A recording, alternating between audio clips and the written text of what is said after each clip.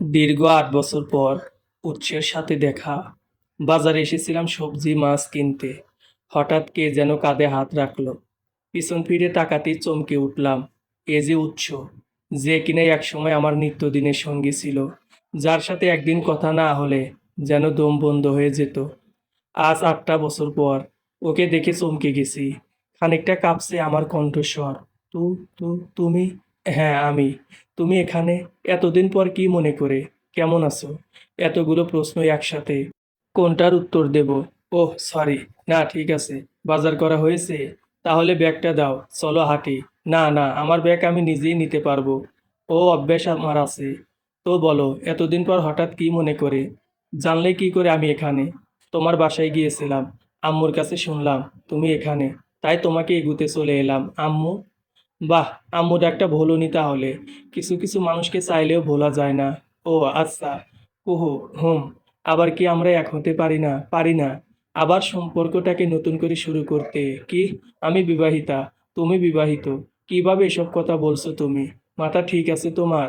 তাছাড়া আমাদের মাঝে আর অবশিষ্ট বাকি আছে কি? তুমি এখন আমার প্রাক্তন ছাড়া আর কিছু নও। মনে আছে তোমার ৮ বছর আগের সেই দিনটার কথা? যে দিনটা ছিল আমাদের ভালোবাসার শেষ দিন। উৎস, এই উৎস, কি হয়েছে? এমন মুখ ভার করে বসে আছো কেন? আর এত জরুরি খবর, এখনই দেখা করতে হবে। কি হয়েছে শুনি? এই যে মিস্টার, চুপ করে আছেন কেন? ওহো, হুম। যদি বলি আমি তোমাকে আর ভালোবাসতে পারবো না, যদি বলি আমি তোমাকে বিয়ে করতে পারবো না, যদি বলি ভুলে যাও আমায়, কি বলবে তুমি আমাকে? বলবো ফাজলামোর একটা লিমিট আছে। এসব বলে আমার জানটা নিয়ে নিতে চাও নাকি? হুম। আমি ফাজলামো করছি না কুহু, আমি সত্যি বলছি। ভুলে যাও আমাকে। হা হা হা, খুব বেশি হয়ে যাচ্ছে কিন্তু। কুহু, আই অ্যাম সিরিয়াস। তুমি এইভাবে বলছো কেন? কি হয়েছে তোমার উৎস? কি হয়েছে তোমার? আমি জাস্ট মুক্তি চাই তোমার থেকে। মুক্তি। প্লিজ, দিবে আমায় মুক্তি? আমি কি কোনো ভুল করেছি উৎস? প্লিজ বলো না। আমার কোনো ভুল হয়েছে? আমি শুধরে নেব। আমি বেশি কথা বলি তাই তো? আর বলবো না জান। তুমি যেভাবে বলবে ঠিক সেইভাবে চলবো। ওহো, আমি এসব কিচ্ছু চাই না। আমি জাস্ট তোমার থেকে মুক্তি চাই। মুক্তি। তাহলে তুমি খুশি? হ্যাঁ, খুব খুশি। ভালো থাকবে আমাকে ছাড়া? আমি কি তোমার সাথে ভালো আছি? ওহ, আমাকে ছেড়ে দাও প্লিজ। আমি আর তোমার সাথে রিলেশন কন্টিনিউ করতে পারবো না। এটাই তোমার শেষ কথা? হ্যাঁ, এটাই আমার শেষ কথা। হ্যাঁ, সব মনে আছে আমার। সেদিন তুমি আমার সুখের জন্য আমার কথা মতো আমাকে মুক্ত করে দিয়েছিলে। তাহলে আজ কেন এসব আজব অদ্ভুত কথাবার্তা বলছো? যেখানে এখন আমরা দুজন দুই শহরের বাসিন্দা। ওই তো বাসায় এসে গেছি। চলো নাস্তা দিই। খেয়ে দিয়ে ঘরের ছেলে ঘরে ফিরে যাও। আর প্লিজ, বউ সন্তান নিয়ে সুখে থাকো।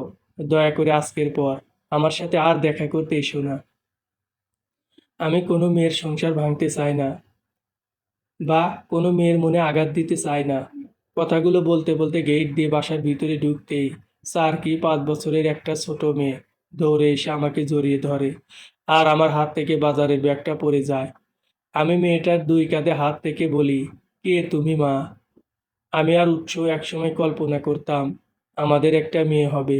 মেয়েটাকে আমরা নিজেদের মন মতো করে সাজাবো। ওর চুল বড় রাখবো ছোট থেকেই। তারপর দুটো ঝুঁটি বেঁধে দেব। সারা বাড়ি ও ২ ঝুঁটি নিয়ে দৌড়ে বেড়াবে।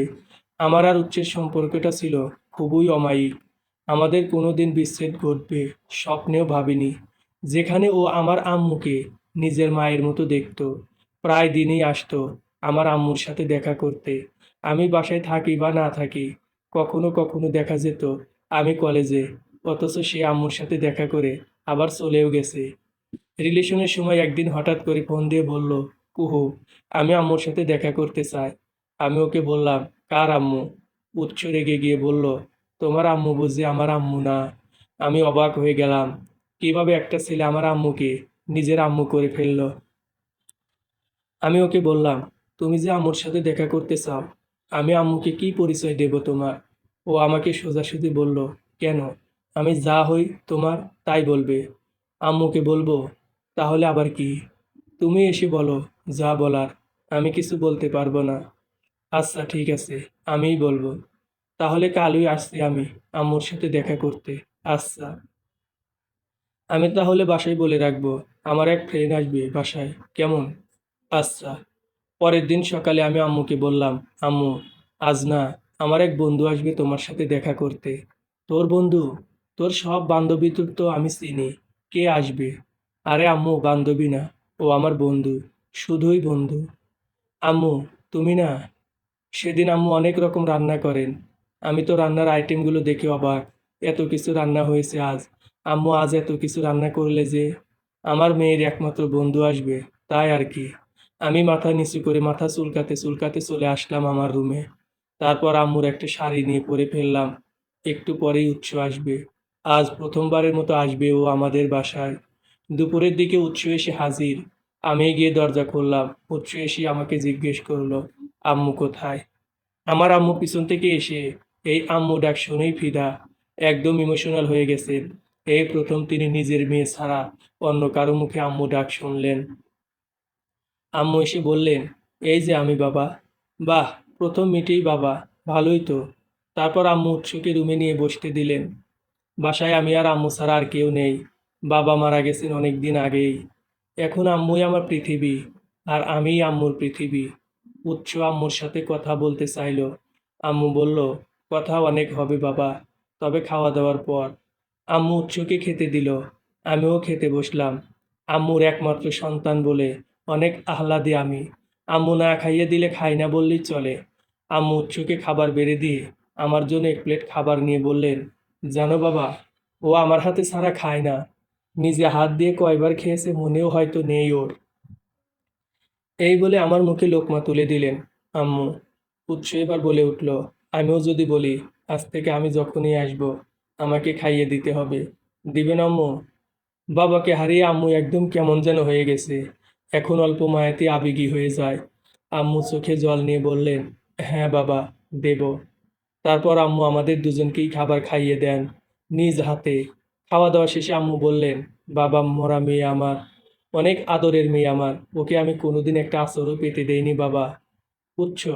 আমার আম্মুর মুখের কথা কেড়ে নিয়ে বললেন, আম্মু, আমিও কখনো ওর গায়ে আঁচড় লাগতে দেব না।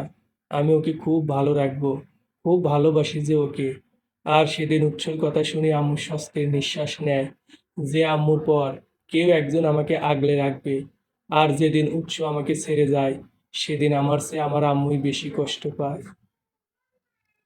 দিন রাত কান্না করতো আম্মু, নিজের সন্তানের মতো যে দেখতো আম্মু উৎসকে। আমি নিজের কষ্টগুলোকে বুকেই চেপে রেখে বুঝাতাম আম্মুকে, তুমি কেন এমন করছো? আম্মু বলতেন, আমি যে ওকে সন্তানের দরজা দিয়েছিলাম রে মা। অনেক কষ্টে আম্মুকে প্রায় 1-1.5 বছর পর উৎসকে ভুলিয়েছি। যদিও ভুলে যায়নি, তবে আমার সামনে নাম নিত না তেমন। কিন্তু আজ আবার কেন এই উৎস এলো? আম্মুর আগের আঘাত কাঁচা হয়ে যাবে না তো আবার? ভাবনার সাগরে ভেসে গিয়েছিলাম। বাস্তবতায় ফিরে এলাম মেয়েটার আওয়াজে। আমার নাম গুঞ্জন। ওহ, কিন্তু এই নাম তো উৎস বলেছিল, আমাদের মেয়ে হলে আমাদের মেয়ের নাম রাখবে। তাহলে কি গুঞ্জন উৎসর মেয়ে? আমি উৎসর দিকে ফিরে তাকিয়ে বললাম, ও তোমার মেয়ে? উৎস মাথাটা নিচু করে বলল, হ্যাঁ, খুব সুন্দর হয়েছে তোমার মেয়ে। ওর মায়ের মতো হয়েছে বুঝি? তোমার সাথে তো কোনো মিলই খুঁজে পাচ্ছি না। তবে তোমার মতো যেন কেউই না হয়। তোমার যে গুণ, তা যেন আমার শত্রুরও কখনো না পায়। আম্মু বেরিয়ে আসলো। কি রে, এসে গেছিস? হ্যাঁ আম্মু। যা, হাত মুখ দিয়ে ফ্রেশ হয়ে নে। আমি রান্না বসাচ্ছি। তারপর সবাই একসাথে বসে খাবো নে। কোনো রান্না টান্না বসাতে হবে না। তুমি ওকে নাস্তা খেতে দিয়েছো? না হলে আমি দিই। দিয়ে বিদায় করি। আমার কথা শুনে উৎস মাথা নিচু করে আছে। কি সব বলছি সেগুলো? আমি নাস্তা দিয়েছি ওদের, আর এখন রান্না করব। তারপর খেয়ে দেই ওরা যাবে, বুঝলি? তোমার যা মনে হয় তাই করো। আমি ফ্রেশ হতে চলে গেলাম। আম্মু রান্নার আয়োজন করেছে। উৎস কিচেন রুমের সামনে চেয়ার নিয়ে বসে আছে। আগেও এমনই করতো। আম্মু রান্না করতো, আর ও এসে আম্মুর কাছে বসে থাকতো। কিন্তু আগের উৎস এবং আজকের উৎসের মাঝে আজ অনেক তফাৎ। আগের উৎস ছিল শুধু আমার উৎস, আর আজকের উৎস অন্য কারো স্বামী, অন্য কারো বাবা। আমি ফ্রেশ হয়ে বেরুলে গুঞ্জন দৌড়ে আবার আমার কাছে এসে আমাকে জড়িয়ে ধরে। মেয়েটা বারবার এভাবে আমাকে সেইভাবে জড়িয়ে কেন ধরে? কিছু বলবে? না? তাহলে আমি একটু তোমার কাছে থাকি। আচ্ছা থাকো। তুমি আমাকে সাজিয়ে দেবে, সাজতে তোমার ভালো লাগে? হুম। তোমার আম্মু খুব ভালো সাজায়, তাই না? গুঞ্জন চুপ করে আছে। আমি তেমন ভালোভাবে সাজাতে পারি না। এসো সাজিয়ে দিই। আমি গুঞ্জনকে সাজিয়ে দিলাম। কিছু খাবে তুমি? খিদে পেয়েছে না? না। কি খাবে বলো? আমি নিয়ে আসি। চকোলেট খাবে? দাঁড়াও, এক্ষুনি দিচ্ছি। না। বকা দেবে চকোলেট খেলে। কে বকা দেবে? তোমার আম্মু। গুঞ্জন হঠাৎ করেই কান্না করে দেয়। আমি অবাক হয়ে ওকে ধরতে যাই। ও দৌড়ে উৎসের কাছে চলে যায়। উৎসকে জড়িয়ে ধরে ওর কোলে উঠে কাঁদতে থাকে। আমি ভয় পেয়ে যাই ওর কান্না দেখে। দেখো উৎস, আমি ওকে কিচ্ছু করিনি। ও কেন এইভাবে কান্না করছে তাও জানি না। কি হয়েছে মা? কাঁদছো কেন? বাবাকে বলো। গুঞ্জন কেঁদেই যাচ্ছে। আরে, আমি ওকে শুধু বলেছি চকলেট এনে দিচ্ছি। দাঁড়াও। ও বলল, না, বকা দেবে। তাই আমি ওকে বললাম, কে বকা দেবে? তোমার আম্মু। আর ও কাঁদতে কাঁদতে চলে এলো। বুঝলাম না কি এমন বলেছি আমি ওকে। ও ওর আম্মুর কথা শুনে কান্না করতেছে। ও, ওর আম্মুর কথা মনে পড়ছে বুঝি? তুমিও এইটুকু মেয়েকে এতক্ষণ মা ছাড়া করে রেখেছো। যাও, এখনই ওকে ওর আম্মুর কাছে নিয়ে যাও। ওর আম্মু নেই? কি? হ্যাঁ, এজন্যই ও ওর আম্মুর কথা শুনে কান্না করতেছে। ওর আম্মু নেই মানে? কোথায় গেছে ওর আম্মু? ওর আম্মু ওকে ফেলে চলে গেছে। উচ্চ ভনিতা না করে কথা পরিষ্কার করে বলো, কি হয়েছে ওর আম্মু? একদিন খালা হুট করে আমাদের বাসায় এসে হাজির। এসে আমার মাকে ধরে কাঁদতে লাগলেন। সবাই তার কান্নাকাটি দেখে অবাক। কি হয়েছে খালার? পরে খালা আমাদের সবার সামনে মার হাত ধরে বললেন, আমাকে বাঁচা, প্লিজ, আমাকে বাঁচা। কি হয়েছে আপা? তুমি এমন করছো কেন? তারপর খালা যা বললেন তা শুনে আমাদের পায়ের নিচ থেকে মাটি সরে যাচ্ছিল। আমার খালার একমাত্র মেয়ে অধরা। ও নাকি 5 মাসে প্রেগনেন্ট। অথচ ও মানসিক ভারসাম্যহীন। কে করেছে ওর এই অবস্থা? ও তাও বলতে পারে না। ডাক্তারের সাথে কথা বলেছে।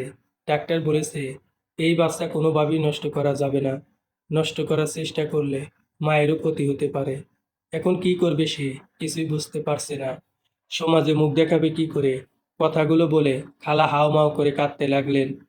এদিকে মা হুট করে কোনো কথা নেই বার্তা নেই বলে ফেললেন, তুমি কোনো চিন্তা করো না, তোমার কিচ্ছু হবে না। তোমার সম্মান মানে আমাদেরও সম্মান। তুমি এক কাজ করো, অধরাকে একটা শাড়ি পরিয়ে রেডি রাখো। আর সন্ধ্যায় আমি উৎসর সাথে অধরার বিয়ে দেব। কারো ভুলের শাস্তি ওই নিষ্পাপ বাচ্চাটা কেন পাবে? আমি মাকে বললাম, এসব কি বলছো তুমি? আমার পক্ষে এই বিয়ে করা সম্ভব না। আরও অনেক কিছু বললাম, কিন্তু মা বললেন, আমি যদি অধরাকে বিয়ে না করি তাহলে মান সম্মান হারিয়ে খালাও মারা যাবে, আর মাও মারা যাবেন। এরপর দায়ী থাকবো আমি। মা সেদিন সারাদিন মুখে এক ফোঁটা পানিও দেন না। খালাকে বলেন, আমি রাজি হলেই বিয়ে হবে।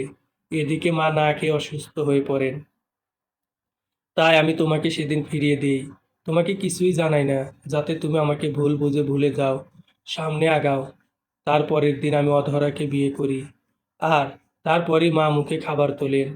কিন্তু ভাগ্যের কি নির্মম পরিহাস! যেই বাচ্চার জন্য আমাদের জীবন পাল্টে গেল, বিয়ে করতে হলো আমার অধরাকে, সেই বাচ্চাটাই আর দুনিয়ার আলো দেখলো না। ডেলিভারির সময় অধরার বাচ্চাটা গেল। বাচ্চাটা মারা যাবার পর অধরার পাগলামি আরও বেড়ে গেল। দেখতে দেখতে কেটে গেল অনেকগুলো দিন। অধরাকে অনেক ডাক্তার দেখালাম 2 বছরে, কিন্তু কোনো কিছুতেই কোনো উন্নতি হচ্ছে না। তারপরে এক ডাক্তার বললেন, আমাদের যদি একটা বাচ্চা হয় তাহলে হয়তো অধরা আবার ঠিক হয়ে যেতে পারে। কিন্তু না, আমি পেরেছি অধরাকে স্ত্রী মর্যাদা দিতে, আর না পেরেছে ও আমাকে মেনে নিতে। আমাদের সম্পর্কটা যেন একটা কাটা তারের মতো ঝুলছিল। মা আর খালা ভাবলেন আমাদের হয়তো বেবি হচ্ছে না। তাই তারা ভাবলেন একটা বাচ্চা অ্যাডাপ্ট করলে ভালো হবে। খুঁজতে লাগলেন তারা একটা বাচ্চা। অনেক খোঁজাখুঁজির পর তারা এক ইতিমখানা থেকে নিয়ে আসলেন একটা ফুটফুটে বাচ্চা, যাকে কিনা কেউ ওই ইতিমখানার সামনে ফেলে চলে যায়। মা আর খালা বাচ্চাটাকে নিয়ে এলেন, এনে অধরার কোলে দিলেন। অধরা তো বেশ খুশি বাচ্চা পেয়ে। আমার মা অধরা আর বাচ্চা একসাথে থাকতে লাগলেন। যদি কোনো ক্ষতি হয়ে যায় অধরার, দ্বারা বাচ্চাটা। তাই মাই সারাদিনের পাশাপাশি রাতে ওদের সাথে থাকতেন। বাচ্চাটা ধীরে ধীরে বড় হতে লাগলো। একদিন মা আমাকে ডেকে বললেন, বাবারে, আমি ভেবেছিলাম অধরার বিয়ে হলে হয়তো ও সুস্থ হয়ে যাবে, যেহেতু ও তেমন অসুস্থ ছিল না। কিন্তু ওর বাচ্চাটা হারিয়ে যে ও এতটা অসুস্থ হয়ে যাবে বুঝতে পারিনি। আমি তোর জীবনটাকে নষ্ট করে ফেললাম বাবা, তুই আমাকে ক্ষমা করে দিস। মাকে বুঝালাম আমার ভাগ্যে যা ছিল তাই হয়েছে। কিছুদিন পর হঠাৎ অফিসে ফোন আসে, মায়ের ফোন। অধরা নাকি সুস্থ হয়ে গেছে। আমি খুশি হই। বাসায় ফিরি। মা অধরাকে কিছু গহনা আর একটা শাড়ি দিয়ে বলেন এগুলো পরে থাকতে। আর সবকিছু সারাদিনে মা আর খালা এসে অধরাকে খুলে বললেন। বাসায় ফিরে দেখি অধরা সেজে গুজে বসে আছে। যাই হোক, রাতে মা গুঞ্জন মানে আমাদের বাচ্চাটাকে নিজের কাছে নিয়ে রাখেন, যাতে আমরা দুজন মন খুলে কথা বলতে পারি। এতদিনে গুঞ্জনও বড় হয়েছে। আমি অধরাকে কিছু বলার আগেই অধরা আমাকে বলে, আমি সব শুনেছি মা এবং খালার কাছ থেকে। আপনি খুব ভালো মানুষ, তাই আমাকে আপনি ওই অবস্থাতে গ্রহণ করেছেন। আমি কৃতজ্ঞ আপনার কাছে। জানি না এতদিন আমি আপনার সাথে কেমন ব্যবহার করেছি। যদি খারাপ ব্যবহার করে থাকি তাহলে আমাকে ক্ষমা করবেন। আমি ওকে বলি, ইটস ওকে, অতীত ভুলে যাও, ভবিষ্যৎ নিয়ে ভাবো। সেদিন আমাদের মাঝে এইটুকু কথাই হয়। আমি ওকে ঘুমিয়ে যেতে বলি, আর ও নিজেও জানায় ও নাকি অসুস্থ, তাই ঘুমিয়ে যায়। ও গুঞ্জনকে আপন করে নেয়। পরের দিন আমি অফিসে চলে যাই। দুপুরে ও আমাকে সারপ্রাইজ দিতে মায়ের কাছ থেকে ঠিকানা নিয়ে বাসা থেকে খাবার রান্না করে অফিসের উদ্দেশ্যে রওনা হয়। কিন্তু একটা গাড়ি এসে অধরা রিক্সাটাকে উল্টে দেয়, আর ঘটনাস্থলে অধরা মারা যায়। অধরা চলে যায়, গুঞ্জনকে আর আমাকে ফেলে চলে যায় এই দুনিয়া ছেড়ে। এরপর থেকে আমি আর আমার মা গুঞ্জনকে নিয়ে জীবন কাটাতে থাকি। কিছুদিন আগে মা মারা যান। আমি যতটা না ভেঙে পড়ি তার চেয়ে বেশি একা হয়ে যায় গুঞ্জন। গুঞ্জন এখন বড় হয়েছে, ও বায়না করতে শিখেছে। ইদানিং খুব বায়না করছে ও, ওর মায়ের কাছে যাবে। সবার মা আছে, ও কেন মা নেই? বাসায় কেন আর বাবা আর ও একা? তাই আমি ওকে তোমার সাথে দেখা করাতে নিয়ে এসেছি। ভেবেছিলাম তুমি হয়তো স্বামী সংসার নিয়ে সুখেই আছো। আম্মুকে এসে বলবো তোমায় যেন ফোন দিয়ে একটু এই বাসায় আসতে বলে। কিন্তু আম্মুর কাছে যা শুনলাম তা শোনার জন্য প্রস্তুত ছিলাম না। কি শুনলে আম্মুর কাছে? শুনলাম তুমি নাকি এখনো বিয়েই করনি। আম্মু বিয়ের কথা বললেই নাকি বলো আমি চলে গেলে তোমাকে কে দেখবে। তাই নাকি একাকী জীবনে কাটিয়ে দিচ্ছ। ও একা, আমার মা আছে তো। কেন করনি বিয়ে? দ্বিতীয়বার কাউকে বিশ্বাস করতে ইচ্ছে করেনি। আমাকে ক্ষমা করে দেওয়া যায় না? যদি না করি সারা জীবন ক্ষমা চাইব। উৎস যখন কথা বলা শুরু করেছিল তখন আম্মু গুঞ্জনকে নিয়ে ভিতরের রুমে চলে যায়, যাতে গুঞ্জন কোনো কথাই না শুনে। আর আমি বাজারে থাকাকালীন সময় উৎস আম্মুকে সব খুলে বলে। কিছুক্ষণ পরেই আম্মু গুঞ্জনকে নিয়ে উপস্থিত হয়। গুঞ্জন উৎসর কোলে উঠে বলে, আমি মা, মাকে মা বলে ডাকি। উৎস মাথা নিচু করে আছে। আমি উৎসর কোল থেকে হাত বাড়িয়ে গুঞ্জনকে কোলে নিয়ে বলি, মাকে মা ডাকবে না তো কি ডাকবে শুনি? গুঞ্জন আমার গালে কতগুলো চুমু খায়, আমাকে আদর করতে থাকে। এতদিন মনে হতো আমি আজও আমার আম্মুর ছোট কুহু, কিন্তু আজ গুঞ্জনকে পেয়ে মনে হচ্ছে আমি আর ছোট নই। আজ থেকে আমার অনেক দায়িত্ব। আমি যে এখন একজন মা, গুঞ্জনের মা। উৎস ভুল করেছিল, কষ্ট দিয়েছিল, কিন্তু গুঞ্জন তো নিষ্পাপ। ও কেন সারা জীবন মায়ের আদর থেকে বঞ্চিত হবে?